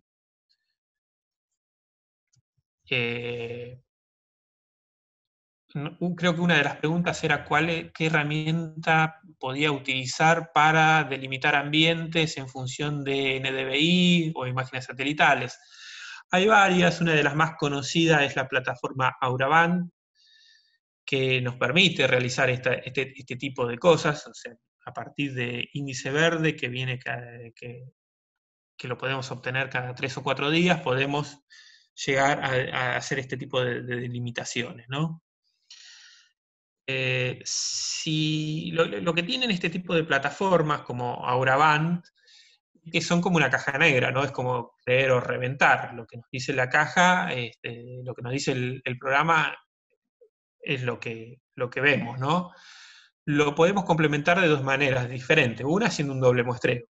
Eso es fundamental, no solamente creer lo que nos dice la imagen satelital. Hacer el muestreo de corte directo hay que hacerlo, sí o sí. Por lo menos algunos cortes, ¿sí? Si no estamos convencidos de lo que nos dicen este tipo de servicios, podemos obtener directamente nosotros las imágenes, ¿no? Acá les dejo un link de un video que hizo el ingeniero Franco Frola del INTA Bordenave de cómo obtener imágenes de NDVI de nuestros lotes. La verdad que es muy didáctico, muy claro, Franco lo explica muy bien, y si tenemos un mínimo conocimiento de algún programa de geoestadística, podemos generar nuestros propios mapas, ¿sí? Como programas de geoestadística podemos mencionar el ArcGIS, que es pago, aunque hay algunas versiones que están piratas dando vuelta, o QGIS como versión libre. E incluso hay muchas facultades e instituciones que brindan capacitaciones en este tipo de herramientas. Una de ellas es la Facultad de Ciencias Agrarias, hay cursos de GIS para usar este tipo de herramientas. Sin embargo, hay que tener cierto cuidado en lo que respecta a NDVI, índice verde o cualquier otro índice que tomemos a partir de imágenes satelitales o drones, como se puede ver en la charla de Juan Insúa. Porque hay un punto en donde la biomasa sigue aumentando, pero el índice no crece más, ¿sí? Al principio la biomasa aumenta y el NDVI se va incrementando, pero hay un punto que es más o menos 2 toneladas, cuando tomamos la biomasa verde, 2 toneladas y algo, en donde empieza a saturarse. O sea, por más que la biomasa siga incrementándose, el NDVI se mantiene constante. Entonces hay que tener mucho cuidado con este tipo de herramientas al utilizarla, ¿no? Porque podemos estar sacando conclusiones que sean erróneas. Por supuesto, nuevamente, hay que pensar en un doble muestreo.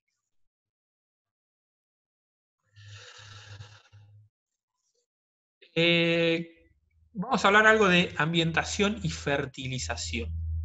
Como mencionamos, Alejandra habló de la fertilización con nitrógeno a la salida del invierno como una de las épocas más recomendadas para el centro-sur de la provincia de Buenos Aires.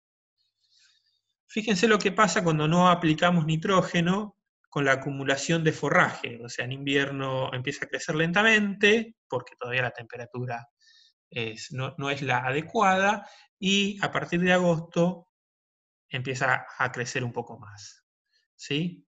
La producción de biomasa. Cuando aplicamos 50 kilos de nitrógeno,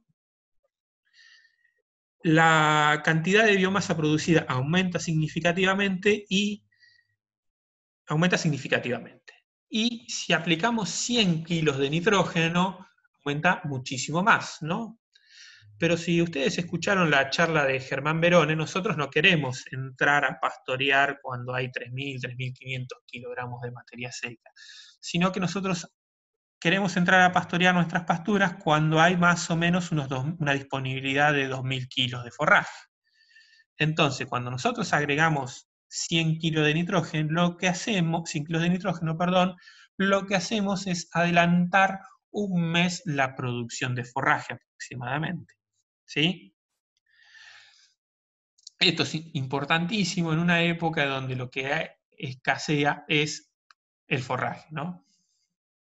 ¿Sí? Por eso la llamamos una fertilización estratégica, porque nos da forraje mucho tiempo antes. Por supuesto, la curva a la que le aplicamos 100 kilos de nitrógeno nos va a dar un rebrote más durante la primavera. ¿Sí? Por supuesto, también para lograrlo necesitamos una buena cubierta y fósforo en el suelo, para que haya este tipo de respuesta. Por lo menos 15 ppm, entre 12 y 15 ppm de fósforo. ¿Sí? Acá tenemos una imagen de cómo se verían cuando no aplicamos nitrógeno, cuando aplicamos 50 kilos, cuando aplicamos 100 y cuando aplicamos 200 kilos de nitrógeno. ¿Sí? Creo que una de las preguntas era si las especies de este tipo de gramíneas solamente sostienen entre 2,5 3 hojas. Sí, es cierto, solamente sostienen 3 hojas. Acá lo que pasa es que las hojas se elongan mucho más, o sea, las hojas son mucho más grandes, pero estas plantas siguen teniendo 3 hojas como estas, como estas, como estas. ¿Sí? Ahora bien, ¿qué podemos hacer? ¿Cuál sería el planteo que deberíamos hacer con esta fertilización? Bueno, tendríamos que tomar una parte de la superficie. Supongamos que tenemos un campo con 100 hectáreas. Entonces, de esas 100 hectáreas deberíamos tomar 20, por ejemplo, y de esas 20 hectáreas, al 30% de la superficie, agregarle 100 kilos de nitrógeno. O sea, a 6 hectáreas, agregarle 100 kilos de nitrógeno. A otras 6 hectáreas, agregarle, a 9 hectáreas, serían a 9 hectáreas agregarle 100 kilos de nitrógeno. Estoy sacando mal la cuenta, perdón. 9 hectáreas. Agregarles 50 kilos de nitrógeno. Y al resto, la superficie de esas 20, no agregarle nitrógeno. ¿Sí? Luego saqué muy mal la cuenta. Dijimos 20 hectáreas, serían 6 hectáreas y 8 hectáreas. ¿Sí? Entonces, a 6 hectáreas le agregamos 100 kilos de nitrógeno, a otras 6 hectáreas le agregamos 50 kilos de nitrógeno, y a otras 8 hectáreas no le agregamos nada de nitrógeno. ¿Cuál sería la idea? Una de la parte de la superficie acumule 2 a 2 toneladas de materia seca hectárea, 2 toneladas de materia seca por hectárea de forraje lo más rápidamente posible a fin de invierno. Esta es la fertilización estratégica. Que otra parte de la superficie acumule la misma cantidad de forraje, pero más lentamente, de modo de ingresar con los animales una vez que se haya pastoreado la primera superficie, y que la tercera parte acumule las 2 o 2,5 toneladas de materia seca por hectárea una vez que se haya pastoreado la segunda superficie. ¿Sí? Esto nos permite adelantar la oferta de forraje, lo que dijimos, fertilización estratégica, escalonar la oferta de forraje y aprovechar adecuadamente el nitrógeno nativo. Ahora bien, manejo por ambientes. En una superficie aplicamos 0, en otra aplicamos 50, en otra aplicamos 100 kilos de nitrógeno. Esto es claramente manejo por ambientes. Lo que tenemos que determinar, es en dónde ponemos los 100 kilos de nitrógeno, en dónde ponemos los 50 y en dónde no ponemos nada. Claramente no vamos a poner los 100 kilos de nitrógeno en esa parte del lote o en ese lote que se encharca durante el invierno, porque seguramente no vamos a poder entrar a fertilizar y tal vez sea difícil entrar a pastorear. ¿Sí? Ahora bien, esto también es manejo por ambientes. Determinar en función de la topografía y del pH qué especie va en cada lugar también es manejo por ambientes. Por eso es tan importante decir, hacer un análisis de suelo para ver qué pH tenemos en cada uno de nuestros lotes o en cada sector de nuestros lotes. Y acá podemos hacer modelos de elevación digital, como en algún momento les mencioné, o podemos apelar a la experiencia de la persona que toma decisiones en el campo, ¿no? Que sabe perfectamente dónde está la loma, dónde está la media loma, dónde está el bajo. Por supuesto, en la loma va a ir la alfalfa. Hubo una pregunta donde si la festuca se toleraba los bajos.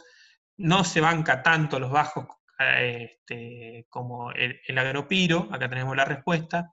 No tolera claramente los pH muy elevados, y los excesos hídricos los tolera un poco menos que el agropiro. ¿Sí? Pero esto también es manejo por ambientes, y esto es muy importante de realizar.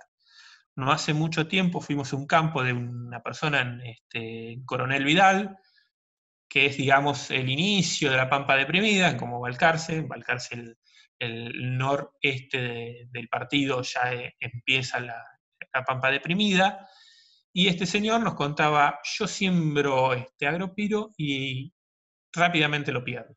Al segundo año ya no tengo el agropiro. A pesar de estar en la Pampa Deprimida, su campo, donde él sembraba el agropiro, claramente no era un ambiente para esa especie, no era bajo dulce o bajo alcalino, era una media loma. Entonces había otras especies que competían con el agropiro y perdía la pastura. ¿Sí? Esto es muy importante. También podemos usar especies indicadoras, ¿sí? Por ejemplo, ambientes dominados por pelo de chancho son propicios para sembrar pastura de agropiro, ¿sí? Y si tenemos ambientes dominados por gramón, son ambientes mucho más propicios para la siembra de festuca. Siempre nosotros recomendamos sembrar mezclas simples, no decir, bueno, le voy a echar medio kilo de achicoria para que no.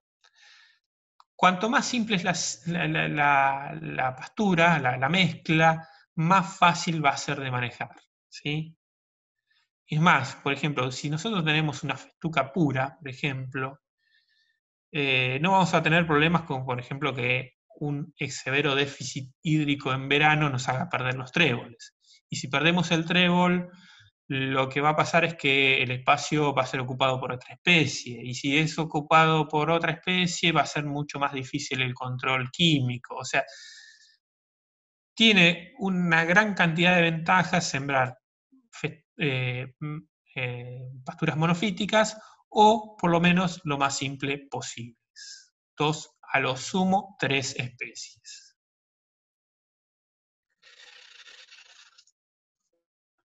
Está terminando, es muy importante que la pastura donde querramos hacer manejo por ambiente sea lo que nosotros llamamos una pastura modelo. O sea, que tenga una buena cubierta. para que cada ambiente exprese su potencial. Si claramente no tenemos una buena cubierta en un lugar, ese lugar no es que está produciendo poco porque no estamos haciendo no estamos haciendo las cosas correctamente, sino porque directamente no tenemos plantas. Entonces, lo que tenemos que partir es de esta pastura modelo. Entonces, antes de hacer cualquier de estas tres alternativas, manejo sitio específico, manejo por ambientes simplificado, lo que tenemos que hacer es buenas prácticas de manejo. ¿Y qué son las buenas prácticas de manejo? Son un conjunto de recomendaciones para la siembra, la fertilización y el pastoreo, muchas de las cuales ya hablaron Alejandra y Germán, nos permiten tener esa pastura modelo, tener pasturas con una buena cubierta. Acá les dejo el link de una cartilla que ya editamos hace un par de años, más producción de carne, menos riesgo y más flexibilidad con pasturas perennes en suelos bajos, en donde se trata todo este tema de las buenas prácticas de manejo, ¿sí? Esto es el paso previo. No podemos pensar en manejo por ambiente si no tenemos buenas pasturas, ¿sí? De conclusiones finales. En lo referido al manejo por ambientes, en agricultura los beneficios han sido demostrados. En pasturas hay mucho por hacerse. Si bien hay gente que ya está trabajando en instituciones públicas o en empresas privadas, estamos lejos de lo que se está haciendo en agricultura, ¿no? Tenemos que avanzar muchísimo más. Hay muchas herramientas. Lo que tenemos que hacer es aprender a utilizarlas, ¿no? Por ahí este curso lo que hacemos es más mencionarlas. Ahora ustedes tienen que aprender a utilizarlas mediante otro tipo de cursos o a usar las que ya son fácilmente disponibles, ¿sí? Y por último, un mensaje. El procesador más importante no es el que está dentro de la computadora, sino la persona que maneja la computadora. Muchas veces creemos que la compu nos soluciona todos los problemas que tenemos en nuestro campo. Un par de mensajes finales. Hace poco abrimos un canal de comunicación con el medio, que es una cuenta de Twitter, Pastura Balcarce, @Pastura Balcarce, donde vamos a intentar volcar la información que ya se ha generado, que se ha generado en los últimos 10, 15, 20 años, y la nueva, la que vamos generando constantemente. Y por supuesto todo tipo de información relacionado a cursos, jornadas, publicaciones, etc. Les quiero recordar que de este curso organizado por la Fundación Fortalecer y la Federación Agraria hay un cuarto módulo que es de calidad nutritiva de pasturas, no sé si tiene otro nombre Cecilia, pero creo que es ese. Este módulo, el responsable es Juan Insúa, y se los recomiendo mucho. Juan es muy claro y los temas que tratan son muy importantes.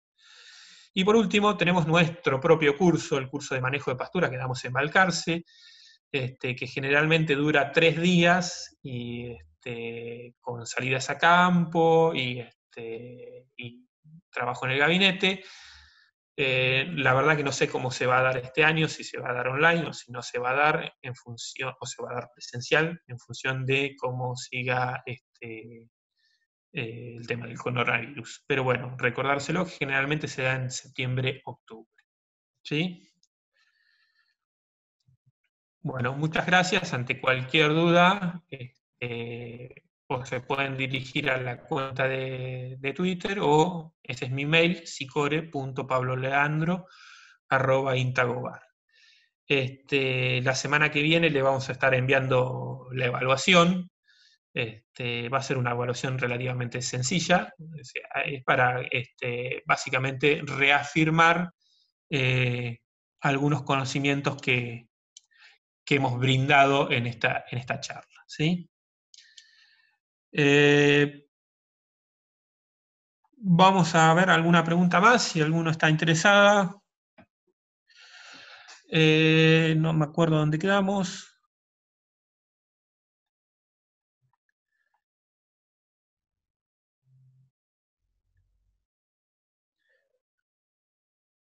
Joaquín Aranda dice: lo que genera el sodio en el suelo, problemas de estructura, obedece cinturón radio hidratado, más que nada, perdón que me metí, espero no molestar, para nada, gracias por la aclaración, Marcia. Creo que se refiere a que es una variable constante, igual nitrógeno, la diferencia en que no entiendo lo que decís, Rosario, pero cualquier cosa me envías un mail. ¿Qué fertilización recomienda en Entre Ríos con suelos arcillosos? Gabriela, no, no tengo mucha idea. O sea, si me sacás del centro-sur de la provincia de Buenos Aires, me matás. Hay mucha gente que trabaja en el INTA Paraná y que sabe mucho de fertilización de pasturas. Te recomiendo que te dirijas a ellos. Experiencias con grama, ¿no? Pocas experiencias. Teníamos una figura de grama que, perdón, la saqué por una cuestión de tiempo, que era cómo influenciaba la napa en la grama. Entonces hacía la comparación entre festuca y grama. Después, muy poca experiencia, ¿no? En esta zona no se utiliza, más al norte se utiliza la grama. Discúlpame que no puedo ayudarte. Álvaro Rojas, que se conecta. Te hago una pregunta: ¿cómo puedo acceder a ver los primeros 2 módulos? Te tendrías que comunicar con Cecilia. Creo que no creo, estoy seguro porque ya la vi, la charla de Germán ya está en YouTube. ¿Sí? Pablo, ¿cómo calculo el forraje? Perdón si la pregunta es muy simple. ¿Cómo calculas la disponibilidad de forraje? Hay muchos métodos. Por el corte directo, generalmente se hace con un aro. O sea, lo que haces es tenés un aro o un cuadrado de superficie conocida y cortás el pasto al ras a la altura de lo que comen los animales y lo tenés que secar. Se puede secar en una estufa o en un microondas para sacarle la humedad y calcular la materia seca. O con los métodos indirectos si tenés un doble muestreo. Creo que hace poquito había una chica que no recuerdo su nombre, que hizo un hilo en Twitter sobre cómo medir de manera directa la producción de forraje y nosotros lo retuiteamos. No me acuerdo su nombre de esta chica. Era un hilo muy interesante de cómo medir producción de forraje de manera directa o disponibilidad de forraje de manera directa. Podés verlo ahí o si no en cualquier otro lugar hay ese tipo de información. Y como te dije, nosotros en breve vamos a sacar una cartilla de cómo medir producción de forraje, pero en breve será un par de meses, 1 mes, 2 meses.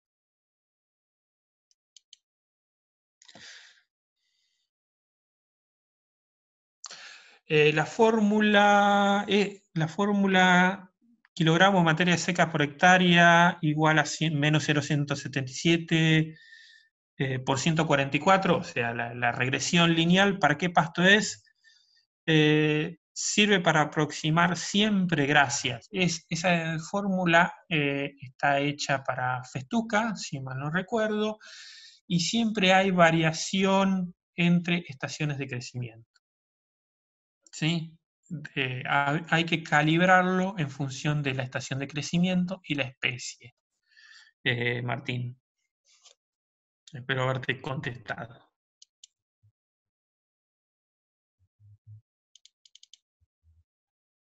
No sé si no hay más preguntas. No sé, Edgardo, me parece que no veo más preguntas.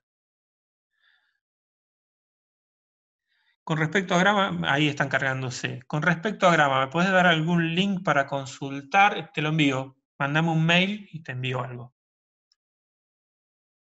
Bueno, Pablo, muchísimas gracias a vos y a todo el equipo del INTA Balcarce y la Unidad Integrada por todo el apoyo que nos están dando para estas capacitaciones, como a la parte del soporte técnico, y a todos los participantes, también muchas gracias por la paciencia que han tenido con el tema de las inscripciones, porque hemos tenido muchas, por suerte, y vamos a seguir teniéndolas. Como dijo Pablo, vamos a tener un cuarto módulo, pero este lo vamos a tener en el mes de junio, porque en el medio vamos a dar uno de manejo de rodeo, a cargo de la gente del INTA de Marco Juárez o de Manfredi. Así, a cargo de es el ingeniero Latimori.